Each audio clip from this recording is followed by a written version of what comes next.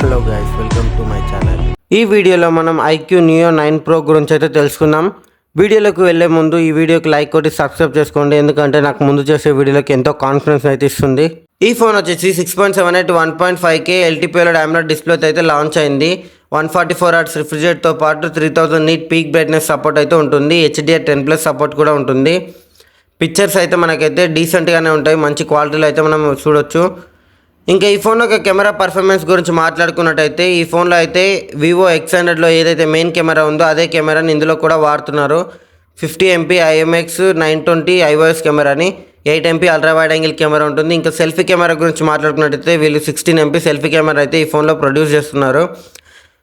ఇంకా RAM and Rome గురించి మాట్లాడుకున్నట్టయితే ఇందులో అయితే మనకి డిఫరెంట్ టైప్స్ అయితే ఉన్నాయి. ర్యామ్ వచ్చేసి మనకి LPDDR5Xతో అయితే లాంచ్ అవుతుంది. ఇంకా బేసిక్ వేరియంట్ తీసుకున్నట్టయితే UFS 3.1తో వస్తుంది 128 తీసుకుంటే. ఇంకా 256 స్టోరేజ్ తీసుకున్నట్టయితే UFS 4తో అయితే ఈ ఫోన్ వస్తుంది మనకి. దీని బేసిక్ వేరియంట్ వచ్చేసి 8 128, హై ఎండ్ వచ్చేసి 12GB 256GB. ఇంకా ఈ ఫోన్ యొక్క పర్ఫార్మెన్స్ గురించి మాట్లాడుకున్నట్టయితే వీళ్ళైతే వీళ్ళైతే కాన్సెప్ట్ వచ్చేసి పర్ఫార్మెన్స్ కోసమే. ఈ ఫోన్ అయితే మనకి క్వాల్కామ్ స్నాప్డ్రాగన్ 8 Gen 2తో అయితే లాంచ్ అవుతుంది. వీళ్ళు సపరేట్గా గేమింగ్ కోసమే సూపర్ కంప్యూటింగ్ చిప్ Q1 అనేది వీళ్ళైతే ఇన్స్టాల్ చేస్తారు. ఇందులోనే ఎక్స్ట్రా చిప్ అయితే ఉంటుంది గేమింగ్ కోసం. ఇంకా BGMI గురించి మాట్లాడుకున్నట్టయితే ఇందులో మనకి BGM అయితే ఎలాంటి చిన్న ల్యాగ్ కూడా ఉండదు. 90 FPS ఈ ఫోన్లో అయితే సపోర్ట్ చేస్తుంది కాబట్టి. ఇంకా ఈ ఫోన్ యొక్క బ్యాటరీ గురించి మాట్లాడుకున్నట్టయితే 5160 mAh బ్యాటరీ అయితే ఉంటుంది. దానికి తగ్గట్టుగానే 120 watts ఫాస్ట్ ఛార్జర్ అయితే వీళ్ళు ఇస్తున్నారు బాక్స్లో.